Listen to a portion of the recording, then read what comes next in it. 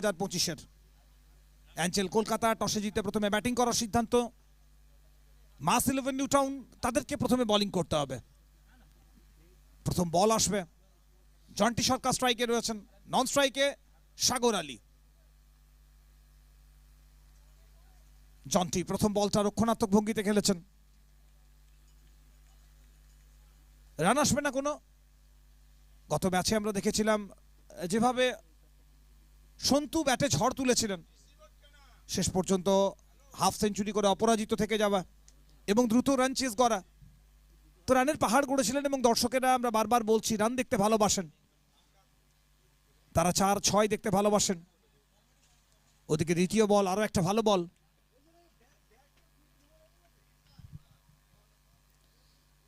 আট ওভারের ম্যাচ এবং 8 ওভারের এই ম্যাচে সর্বোচ্চ কত রান স্কোরবোর্ডে আনা সম্ভব তার অপেক্ষা রয়েছে আমাদের প্রত্যেকেরই।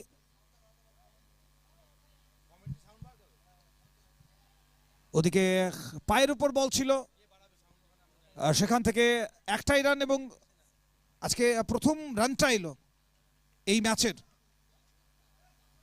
এটা প্রথম রান, খাতা খুলেছে দল। দুটো ম্যাচ অলরেডি কমপ্লিট হয়ে গেছে। প্রথম ম্যাচ থেকে আমরা দেখেছিলাম শিবাই 11 তারা দুর্দান্ত জয় ছিনিয়ে নিয়েছিল রাজ পাসওয়ান ব্রিগেডের বিরুদ্ধে, এবং পরের ম্যাচে বিশাল ব্রাদার্স। অনেকটা একতরফা ম্যাচ, এক পেশে ম্যাচ। এবার অ্যাঞ্জেল কলকাতা এবং মাস 11 নিউ টাউনের মধ্যে ম্যাচ চলছে। মাস 11 নিউ টাউন স্থানীয় খেলোয়াড়েরা রয়েছেন এবং লোকাল প্রতিভার প্রতি বারবার সুবিচার করার লক্ষ্যেই ধ্রুব জয়সওয়ালকে আমরা দেখে থাকি। তার দল মাঠে নামে, মাস 11 নামেই আমরা দেখেছি বিভিন্ন টুর্নামেন্টে এন্ট্রি করতে। এক ঝাঁক স্থানীয় ক্রিকেটার যারা নিজেদের প্রতিভার প্রতি সুবিচার করার সুযোগটা পেয়ে যান এই দলে পারফরমেন্স করার মাধ্যমে। রান সংখ্যা 2, চলছে প্রথম ওভার। সাবান এসেছে বোলিং করার জন্য। এখনো পর্যন্ত সাবানের প্রশংসা করতে হবে। 5টা বল হয়ে গেল, একটাও বড় শট নেই। আপনার কাছে যখন জন্টি সরকারের মতন খেলোয়াড় রয়েছে, দ্য প্রিন্স অফ মুর্শিদাবাদ বলা হয়, দুটো আইএসপিএল এবং দুটো আইএসপিএলই আমরা তাকে পারফর্ম করতে দেখেছি। বিশেষ করে সিজন 1 টাইগার্স অফ কলকাতা দলের অপরিহার্য সঙ্গী ছিলেন, চ্যাম্পিয়ন হয়েছিলেন সে বছর।